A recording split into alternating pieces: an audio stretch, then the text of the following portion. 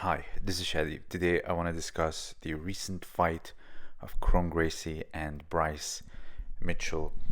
I think you've seen what happened and how it ended, and today I want to talk to you about guard pulling and actually building habits. And this isn't just a video to make fun or joke. I understand that there's a lot of room for jokes, etc. But of course, before we do that, please don't forget to check out my book, The Origins and History of Judo, a manuscript from 1903, translated it in English and in French, bilingual with modern Japanese. So please feel free to check it out. So this recent fight, in my opinion, was a very big eye-opener to habits. Iron Gracie is a veteran. He has been grappling all his life, and yet pulling guard seems to be something that he just cannot let go of. And here we saw it, doing it multiple times. This isn't 1993 anymore. Also, you had a few moments where he kind of almost had him, similar to Royce in UFC 1, but he was simply unsuccessful because now people simply know. And this isn't the 90s, of course.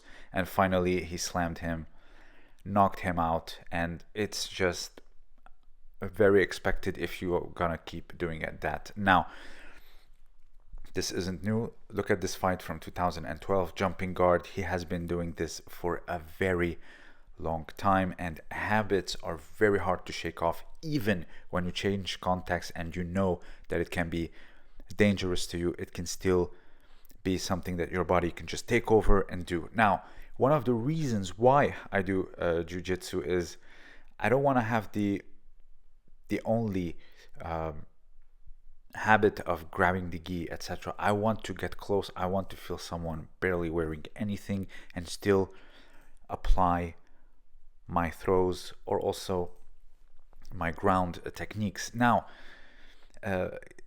attacking off your back is something as old as time. I recently discussed this, but please, if you want to go to katamewaza, please. I'm not saying playing off your back or whatever is bad. I'm just saying there is a way to do it. It's do it in a way that you have control. Katamewaza means controlling techniques. That's what it means. If you hug someone, there is no control or barely any.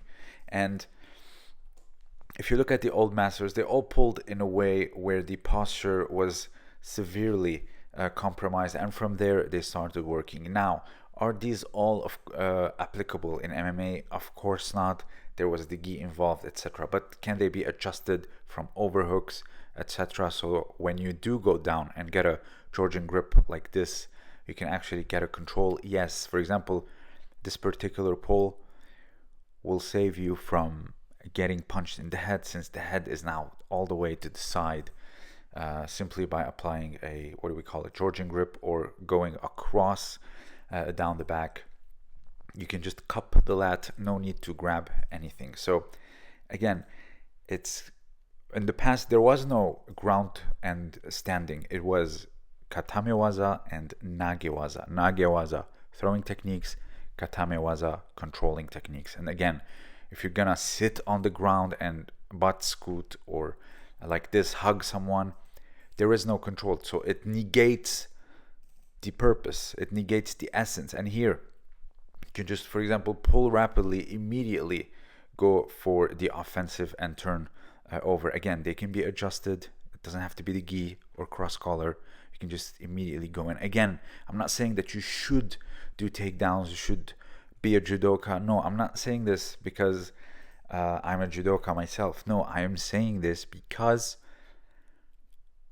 there is an element of control. There is an element of understanding katamewaza. If we just say them in their Japanese name without actually understanding them, we can miss out on a lot. And again, when you are fighting in a context where it is not good for you to do this and you still do it, it means that you have built a very long habit of doing it, to the point where when your body is on autopilot, it would only act on what it knows rather than acting from strategy and clear thinking. And this is why guard pulling is more dangerous than you think, because if you're too used to it, you're gonna do it even when the situation does not favor it, and it can be to your detriment. Now, I want you to stop and think of all the practitioners today that are doing jiu-jitsu, are getting in shape, having immensely great technique,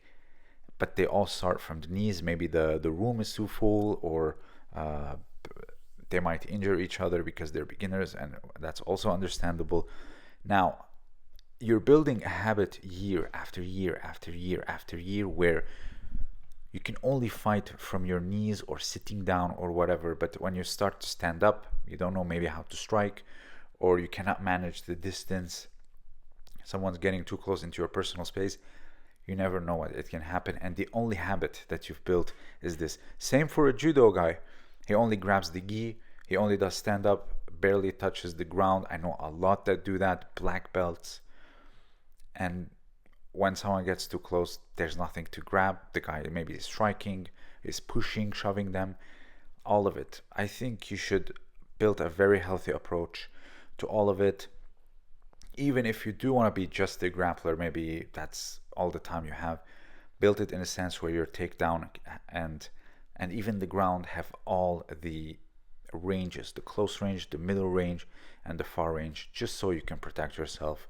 Please, this isn't a joke. Brain damage is not a joke, even in the sports context. All of it is just not fun. And here, as you saw, all those turnovers, all those ways that you can get someone quickly down and then turn them over, strangle them, put them in a triangle from the side, etc. All these can be beneficial. Again, I'm not saying you have to be the best takedown master. Even if you want to start standing up as a jiu-jitsu guy, learn how to get someone down without just clinging on to them or just sitting down waiting for them to engage with you. That's not how control works.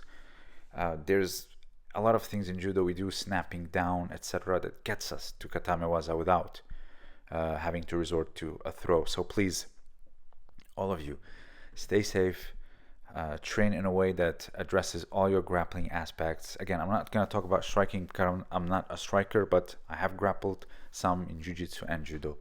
So please, if you have anything to add, let me know down below. Please don't forget to check out my book. This was Shadi, and thank you for listening.